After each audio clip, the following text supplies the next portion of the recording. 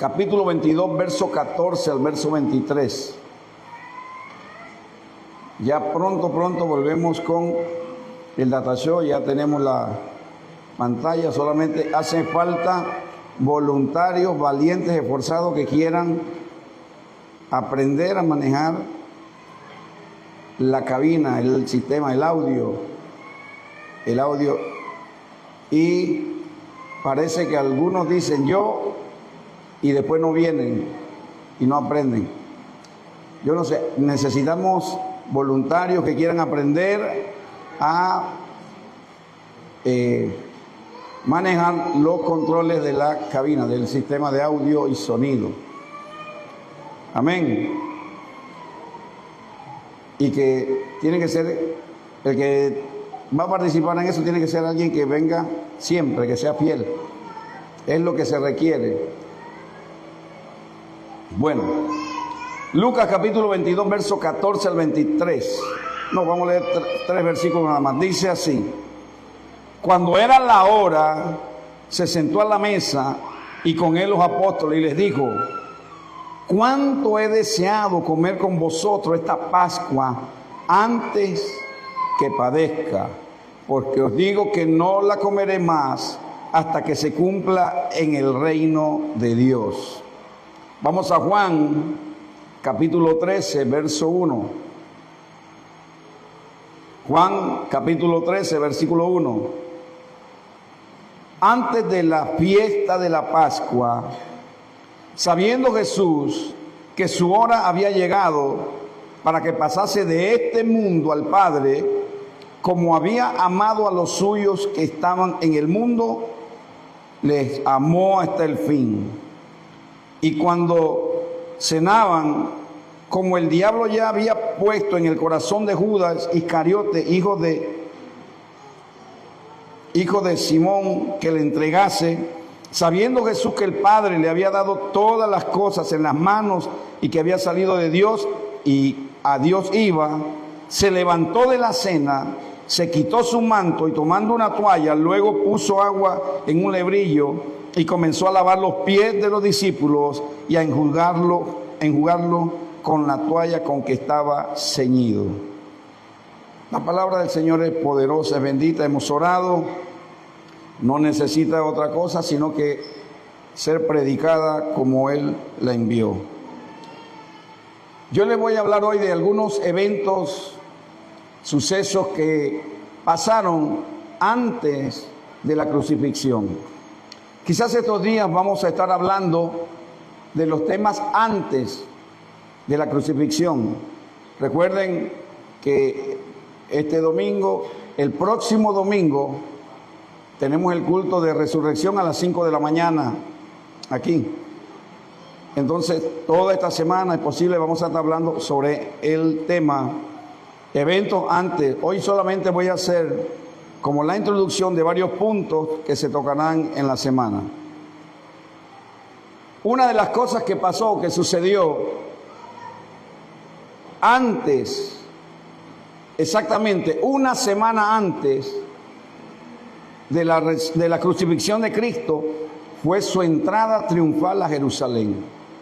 Y esto era para que se cumpliera lo que decía Zacarías 9:9.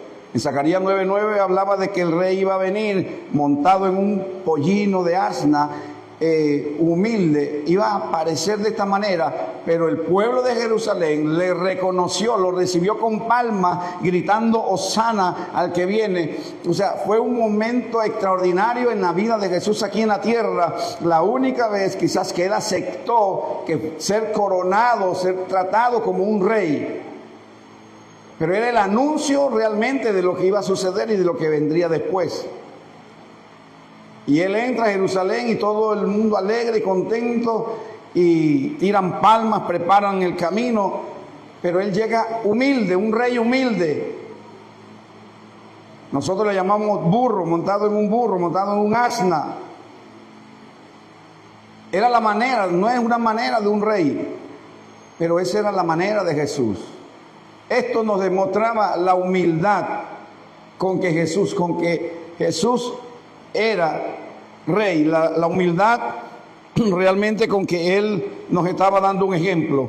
Se cumplía la promesa de Zacarías, había un reconocimiento del pueblo y marcó el comienzo de la última semana de la vida de Jesús en la tierra.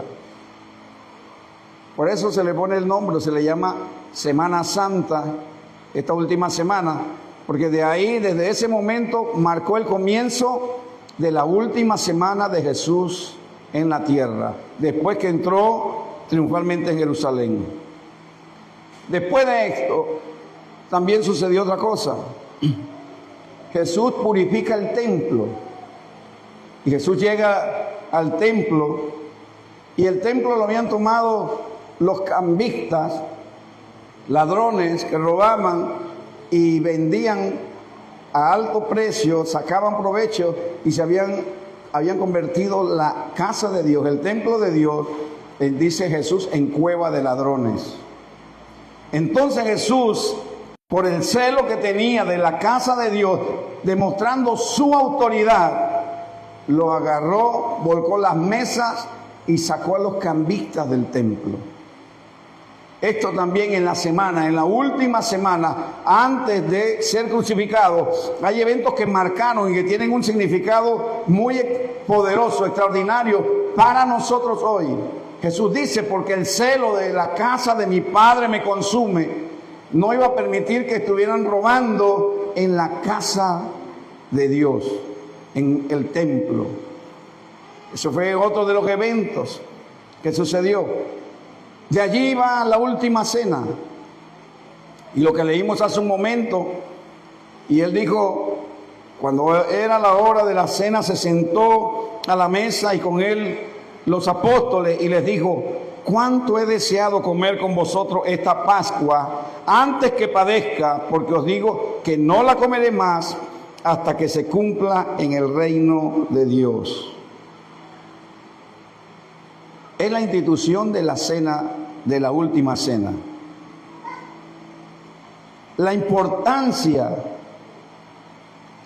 de participar, y cuando nosotros celebramos, porque él dijo que debíamos hacer todo esto hasta que él viniera y recordar su muerte y su venida, la importancia de esto es que participar de la cena del Señor es una renovación de nuestra fe, es una renovación de las palabras que él dijo. Él dijo, el que participa de esta cena, de cierto no participaré de nuevo hasta que sea establecida nuevamente en el reino. Un día vamos a participar de la gran cena de las bodas del Cordero y va a ser con él allá arriba, pero hasta ahora nosotros practicamos aquí en la tierra lo que un día va a ser allá arriba en el cielo. Pero él no la iba a tomar más. Esa era su última cena con los apóstoles aquí en la tierra. Y en esa última cena es donde él cenó con los 12 apóstoles, incluyendo a Judas. Judas estaba entre ellos.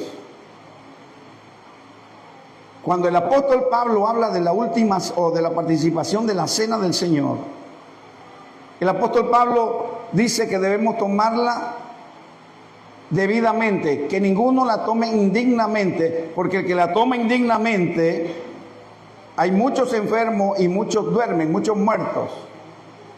Esto le pasó a Judas. Judas tomó la cena del Señor y era el que ya le había vendido, ya el diablo había puesto en su corazón que vendiera a Jesús. Y él, luego de tomar la cena, luego que Jesús dice, uno de vosotros me va a entregar, y entonces él dice, Judas dice, seré yo, maestro, tú lo has dicho. Y se levantó Judas y salió luego a venderlo, a cobrar el dinero.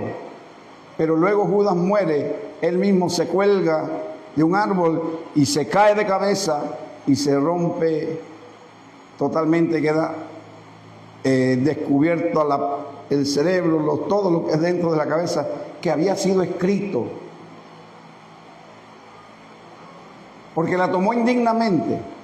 Cuando nosotros hacemos énfasis en la participación de la cena del Señor, que deben tomarla dignamente, que deben tener su vida en orden, porque eso ya está establecido.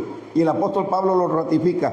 Examínese cada uno de vosotros, cada vez que lo haga, examínese. Dice, no vaya a ser que coma y beba juicio para sí. La importancia de la Cena del Señor. Hoy le amplío un poquito, porque en el día que celebramos la Santa Cena no hablamos tanto, pero la importancia de la Cena del Señor. Primero renueva nuestra fe, pero reafirma nuestra condición delante de Dios. El que tome la Cena del Señor, el que participe de la Cena, debe saber que debe estar en paz con Dios y en paz con los hombres. Algunos me han preguntado, pero ¿por qué tanta exigencia para tomar la Cena del Señor, si en otras iglesias se la dan desde los niños, los adultos, y todo el que llegue, todo el mundo la toma? Pero Pablo dice, examínese cada uno de vosotros, para que ninguno la tome indignamente, para que no acarree juicio sobre sí. Así que hoy, para que los que no entienden muchas veces por qué todavía no se le ha dicho participe, porque quizás no están su vida en orden, porque quizás no están en paz con Dios. Nosotros no sabemos realmente quiénes están en paz con Dios o no. Esa parte se la dejamos a ustedes. Nosotros lo que sabemos y lo que conocemos es que tenga su vida en orden, en matrimonio, bautizado y todo eso, para que participe. De ahí lo demás es personal con Dios. Pero sí hacemos la salvedad de que no participe de la Cena del Señor indignamente, porque puede acarrear un juicio sobre sí. Es la renovación de nuestra fe al participar. Cuando yo participo del pan, yo estoy diciendo, yo sé que por tus heridas yo he sido sanado. Cuando participo de la copa, yo estoy diciendo, yo sé, Señor, que tu sangre me ha limpiado de todo pecado. Pero esa sangre no lo limpia si no hay arrepentimiento, porque sin arrepentimiento no hay perdón de pecado. Aún con el hermano que usted ha ofendido, usted tiene que pedirle perdón, porque la Biblia dice que si viniere 7 veces, 70 veces 7 a ti arrepentido, perdónale. Si viniera arrepentido. El problema es que a veces uno no piensa que eso es mecánico, usted tiene que arrepentirse. Lo cuarto, también allí en la Cena del Señor hay un acto extraordinario del Señor, y es el lavado de los pies de sus discípulos.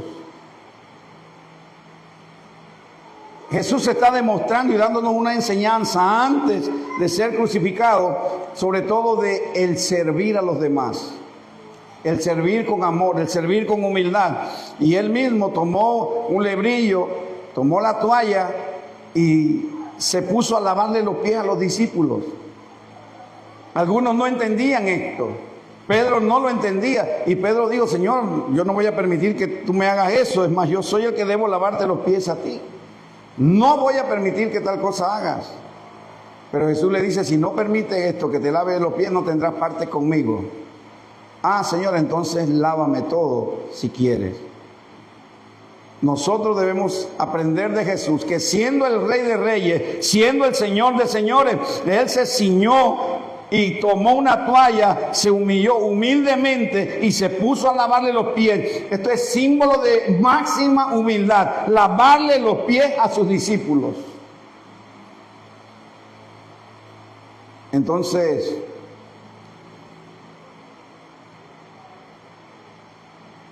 hay que tener bastante cuidado también con esto. Miren, a veces las personas tratan de ser más espirituales de lo que fue Jesús. ¿A quién le lavó los pies Jesús? ¿A quién? A sus discípulos. No es a cualquiera que usted le va a lavar los pies. Jesús no le lavó los pies a ningún otro, sino a sus seguidores, a sus discípulos. Hay gente que lo veo en las calles practicando el lavado de pies. A gente que puede ser bruja, a gente que puede ser cualquier otra cosa. Eso tiene que tener cuidado. No podemos ser más espirituales que Jesús. Jesús le lavó los pies a sus discípulos. Yo he visto dramas, he visto actos de cosas que se hacen, y a veces cuando hacen algunos evangelismos en la calle, asalto evangelístico, o hacen actos, hay que tener cuidado con todo lo que es doctrina bíblica, porque Jesús, siendo Jesús, le lavó sus pies a sus seguidores, a sus discípulos.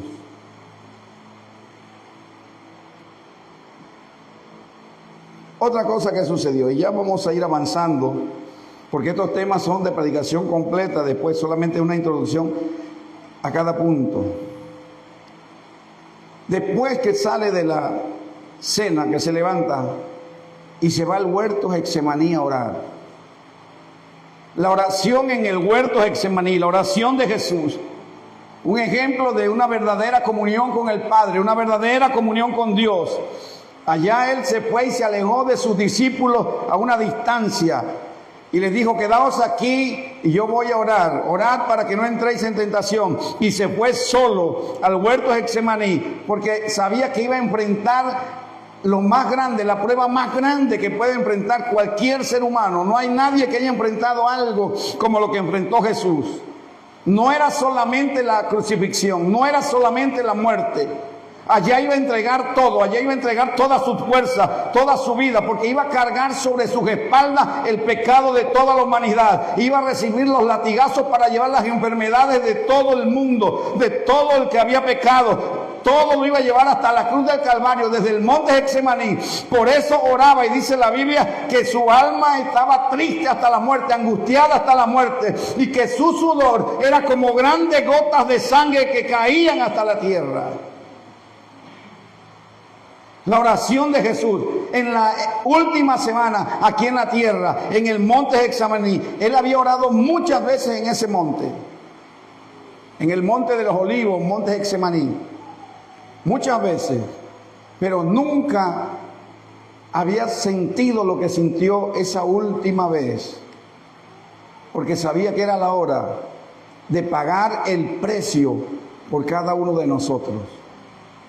Sabía que se estaba llegando la hora donde realmente Él iba a dar una ofrenda que nunca nadie podría dar, una ofrenda sin mancha. Era la vida misma del Hijo de Dios, que iba a ser entregada para ser torturado, para ser sacrificado, para ser clavado en una cruz, para que le clavaran una corona de espinas, para ser escupido. Era el momento más difícil de Jesús. Por eso Jesús dice allí en el monte: Padre, si quieres, pasa de mí esta copa, pero no se haga mi voluntad, sino la tuya. Aún Jesús dice estas palabras. Yo no sé si alguno de nosotros siente que tiene que pagar un precio, aunque sea por su familia, aunque sea por un hijo, aunque sea por un familiar, por uno solo, por un hermano, que va a ser castigado por culpa de un hermano para que su hermano salga libre. Por uno, tan siquiera por uno. Siendo usted inocente y que usted esté preparándose para ir a pagar la culpa de otro.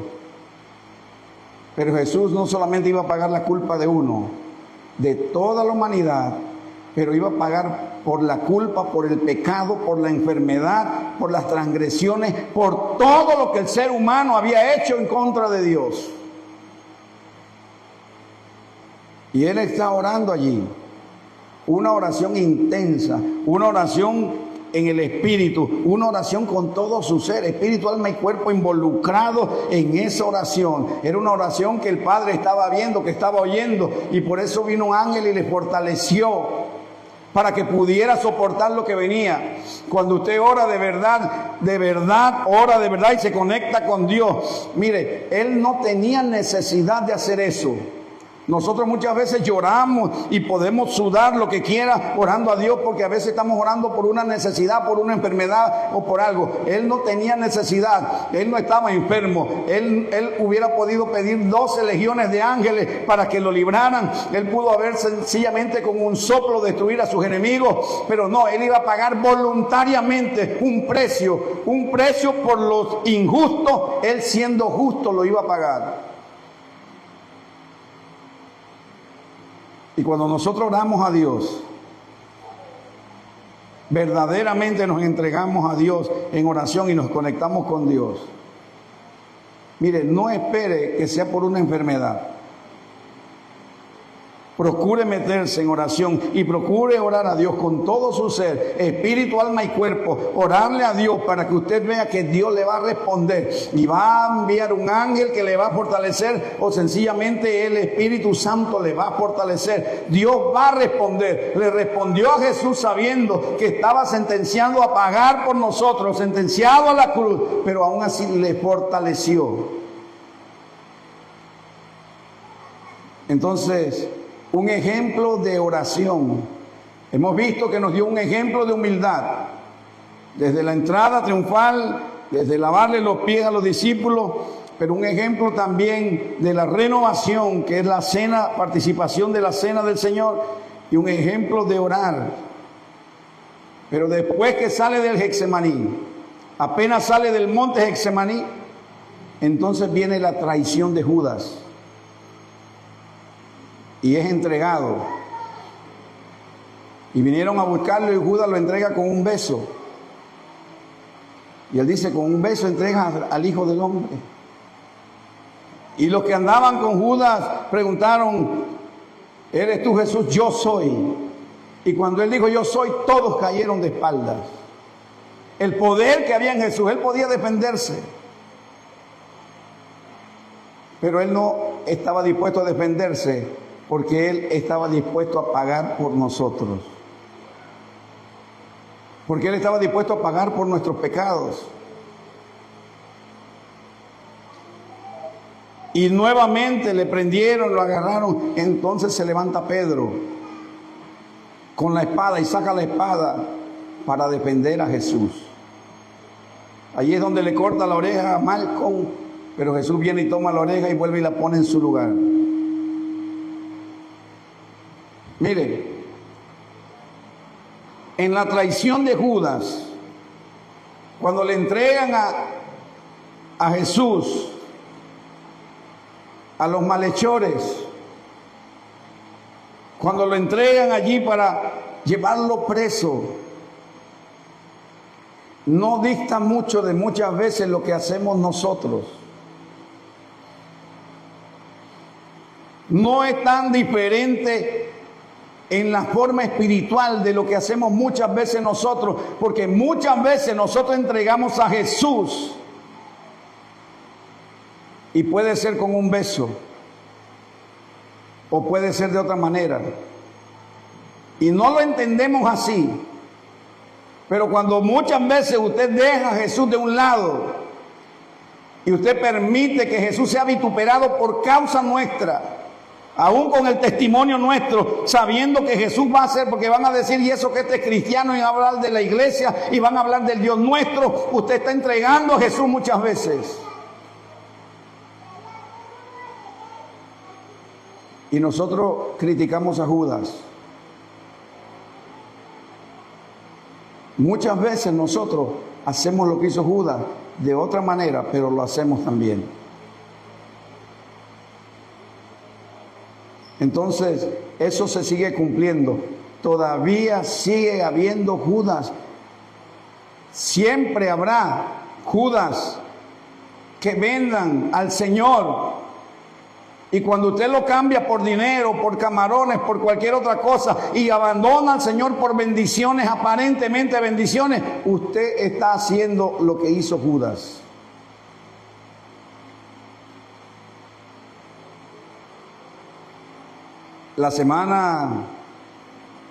La última semana de Jesús en la tierra debe ser una semana profunda de reflexión, y debe ser una semana profunda donde se desvele realmente la verdad de lo que sucedió en aquel tiempo, pero que todavía sigue sucediendo. No es un simple recuerdo lo que nosotros debemos hablar. Son cosas que sucedieron y que se siguen dando todavía. Hasta que Cristo venga se van a dar. Hasta que Cristo venga va a haber personas que venden a Jesús. Hasta que Él venga van a suceder las mismas cosas. Entonces, predicar de la semana que le llaman Semana Santa, de la última semana de Jesús, es meterse en aguas profundas. Es tratar de sacar y de ver que lo que ellos hicieron, pues nosotros también lo seguimos haciendo. ¿Cómo cree que se siente Dios? Jesús. Cuando nosotros lo negamos públicamente. Y no es que usted diga yo no creo en Jesús, es que con la conducta y los hechos y con el testimonio, la gente puede decir, este no es cristiano, no parece cristiano. Que con su vida, su testimonio público, la gente pueda hablar mal de usted como cristiano, porque está hablando mal de Jesús entonces. Ahora, ese es un tema completo para un próximo mensaje. La traición de Judas, otro de los eventos que marca la historia y que nadie lo olvida. Pero también el lavamiento de las manos de Pilato. Pilato se lava las manos. Él intentó de una u otra manera que no crucificaran a Jesús.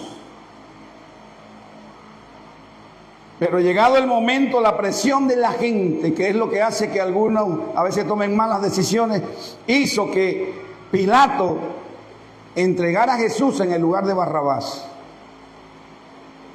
La presión de la gente, en distintas formas, en distintas maneras, muchas veces nosotros nos dejamos llevar por la presión de la gente. Y muchas veces nosotros estamos agarrados de Barrabás y sueltos de Jesús. Todo lo que el mundo ofrece, pues a veces nos agarramos más de lo que el mundo ofrece, de lo que Dios demanda.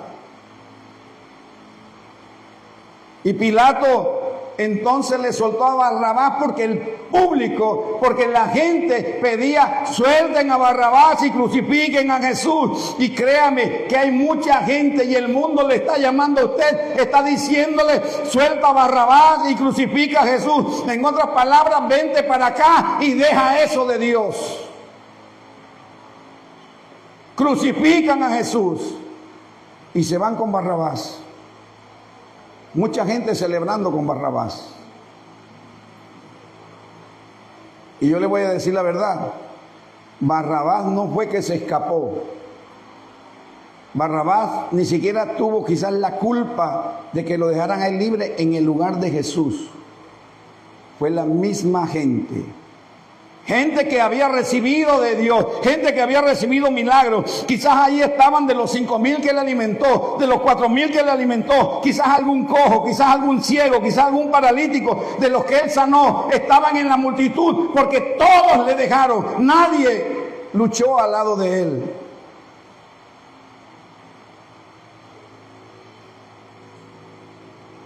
Entonces, sucesos extraordinarios que pasaron. Pilato se lava las manos. Y muchas veces nosotros, yo no quiero problemas con nadie, ni con la familia, ni con el gobierno, ni con nada. Y yo mejor me quedo. Hermano, el que sabe hacer lo bueno y no lo hace, dice la Biblia, ya está pecando. El que sabe hacer lo bueno y no lo hace, no se lave las manos. Porque hay algunos que dicen, bueno, yo mejor no me busco problemas, no hago nada, yo nada más voy tranquilo y no hago nada. No se meten con Dios ni con el diablo. Si usted no se mete con Dios, el diablo lo agarra. Si usted no está con Dios, está a merced del enemigo.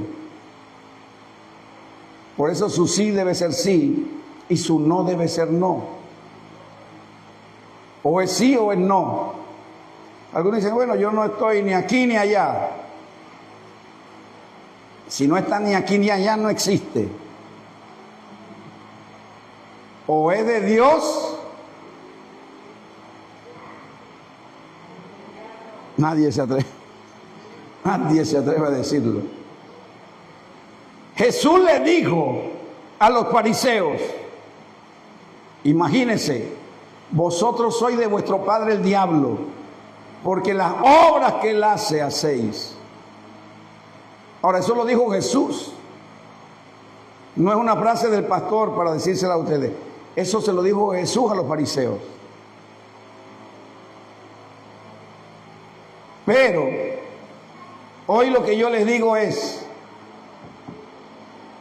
nadie se puede lavar las manos dejando a Jesús y echándole la culpa a otro. Que yo no sirvo por culpa de este. Que yo no busco a Dios, que mejor no voy a la iglesia por este o por el otro. Nadie se puede lavar las manos. Dios te dio voluntad a ti. Dios te dio sabiduría, te dio inteligencia. Dios te ha dado la salud. Tú tomas la decisión. Si tú no buscas a Dios, nadie más tiene la culpa. No te puedes lavar las manos como Pilato. Eres tú el que decide, y la decisión que tú tomes, eso es lo que Dios va a respaldar o Dios te va a desechar.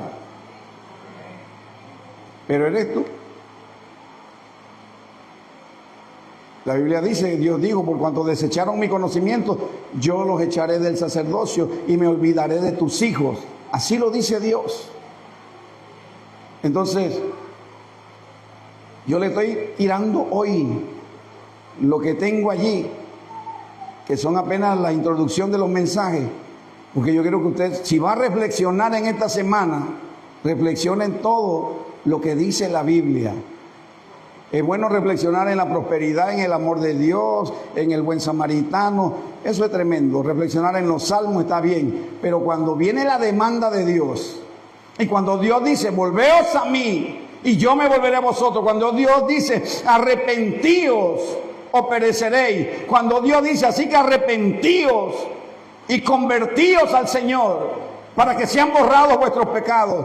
Cuando Dios dice, venid pues luego a mí y estemos a cuenta, que si tus pecados pueden como la grana van a ser emblanquecidos. Cuando Dios está llamando, si se humillare mi pueblo sobre el cual mi nombre es invocado y orare, Dios está haciendo un llamado, un aviso, es una oportunidad. En eso debemos reflexionar, deleitarnos en lo que dice la palabra de Dios. En todo el consejo de Génesis y Apocalipsis hay palabras que usted debe tomar para reflexionar en todo este tiempo. Yo conozco personas que se saben mucha Biblia, pero todo lo que se saben son promesas, ninguna demanda de Dios. Lo que no saben es que todas las demandas de Dios están rodeadas, o todas las promesas de Dios están rodeadas de demandas de Dios. Todas las promesas de Dios están rodeadas de peligros. Están los cananeos, los amorreos, el pereceo, los hijos de Anac, ahí están. Dios te la entrega en tus manos y también te da la fuerza para que eche a los hijos de Anac, al ananeo, al amorreo, al pereceo, al jebuseo, para que tú lo eches. Dios te da el poder. Pero todas las promesas de Dios están rodeadas de peligros. Y todas las promesas de Dios tienen demanda. Si se humillare mi pueblo, y después viene, entonces yo oiré. Arrepentíos y convertidos al Señor para que sean borrados vuestros pecados. Arrepentíos y convertidos. Amado, yo deseo que tú seas prosperado en todas las cosas y que tengas salud, así como prospera tu alma. Someteos pues a Dios, resistid al diablo y huirá de vosotros. Sométase a Dios. Hay una demanda para cada promesa de Dios. Hay una demanda, y en eso es lo que a veces no pensamos, solo pensamos en la promesa. Medite más en la demanda, que la promesa llega sola. Buscad primeramente el reino de Dios y su justicia, y todo lo demás vendrá por añadidura. Dios te va a añadir cuando tú lo buscas a Él. Si lo buscas a Él, encuentras lo que Él tiene para ti. No busque lo que Él tiene, búscalo a Él.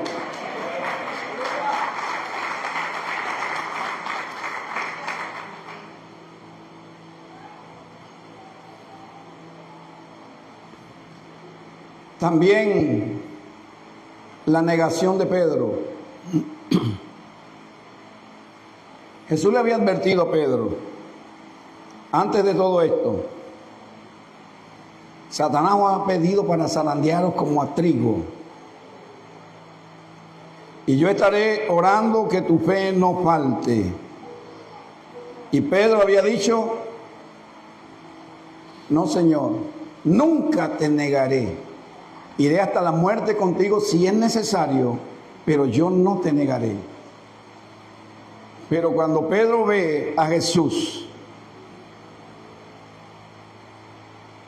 y ve cómo está siendo torturado y ve que Jesús no se defiende, lo que nos puede pasar a cualquiera de nosotros cuando vemos un peligro y no vemos que Dios haga algo. Porque muchas veces no vemos que Dios responda ni siquiera a las oraciones. Muchas veces no vemos que Dios mueva una mano a favor nuestro. Pero era necesario que se cumpliera la Escritura. Pero ahí es donde muchas personas niegan a Jesús porque no tienen la capacidad o no tienen el ánimo, la fuerza, la voluntad de esperar en Dios hasta la última palabra de Dios. Entonces Pedro, viendo que no había oportunidad, Pedro se sintió solo y Pedro pudo haberse sentido que Jesús lo estaba abandonando. Jesús no se estaba defendiendo ni defendiéndolo a ellos. Quizás pudo pasar todo eso por el pensamiento de Pedro. Nosotros lo vemos simplemente así, pero por Pedro tuvieron que pasar muchos pensamientos de incapacidad, muchos pensamientos, muchas frustraciones tuvieron que pasar. Pero eso nos pasa a nosotros también. Hay momentos tan difíciles. Hay momentos que realmente no encontramos cómo vamos a salir de eso. Y están matando al Cristo, están matando al que me podía salvar. ¿Qué iba a hacer Pedro? Pero lo negó 3 veces. Cuando Jesús está en el huerto de Getsemaní orando, él sabía que Pedro lo iba a negar. Cuando Jesús está en el huerto, sabía que Judas lo iba a entregar. Sabía que lo iban a escupir. Sabía que le iban a clavar las manos, que le iban a clavar los pies. Sabía de la corona de espinas. Sabía de la lanza que iban a poner en su costado. Él sabía todo desde la cruz. Cuando él estaba en el monte Getsemaní, él sabía el camino al Calvario y cómo iba a entregar su espíritu. Todo eso lo sabía. Por eso, todos estos eventos que suceden, y cuando Pedro le niega y canta el gallo, entonces se acordó de que Jesús le había dicho: Pedro, me vas a negar 3 veces. Entonces ya quiso arreglar lo mal que había hecho y lloró amargamente, pero miró a Jesús y Jesús le estaba mirando. La mirada de Jesús, usted lo puede buscar allí. Jesús le estaba mirando, aun cuando lo estaba negando y aun cuando estaba llorando, Jesús estaba mirando a Pedro y no era ninguna mirada de reproche.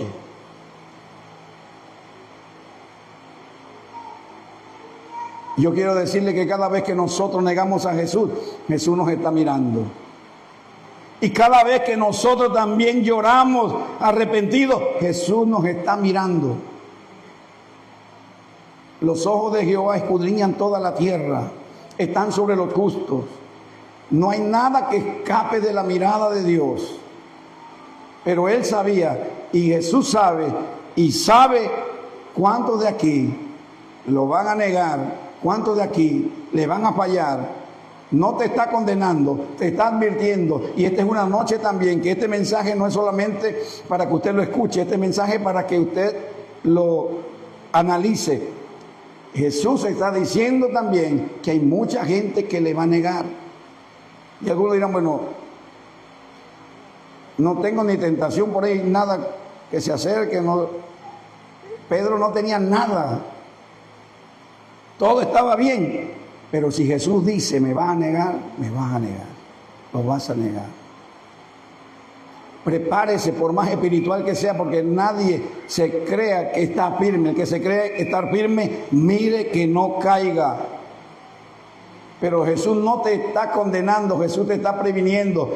Una semana de reflexión, toda esta semana vamos a hablar de todos estos temas, pero vamos a hablar de estos temas no para que usted aprenda, sino para que usted entienda y para que usted tome conciencia de que nosotros estamos en esta tierra por la gracia y la misericordia de Dios para Él, guardados por su poder, pero tenemos que hacer algo. Nosotros tenemos que vivir humillados bajo la poderosa mano de Él, porque si no, hermanos,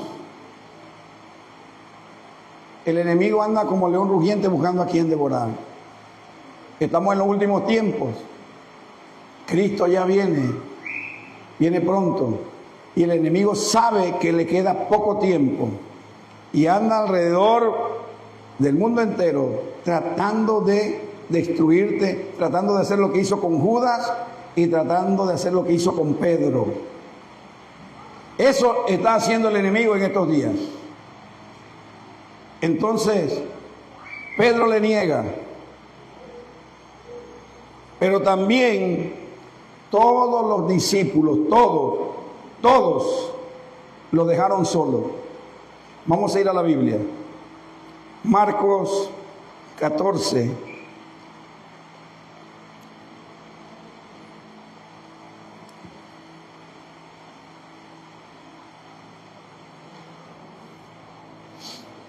Marcos 14, 48.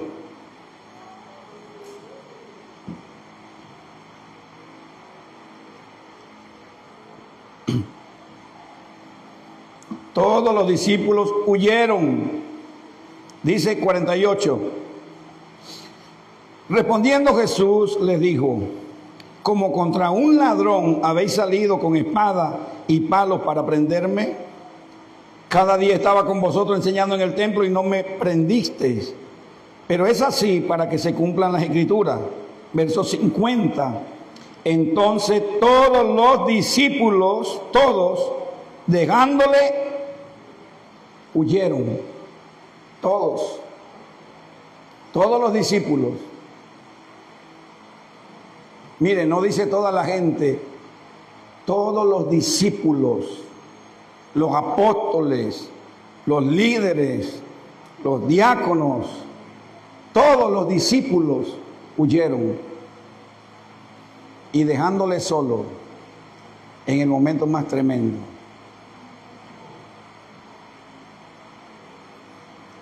Cuando leo esto, pienso en Juan. Cuando leo esto, pienso en Andrés, pienso en Marcos. Todos los discípulos huyeron, dejándole solo.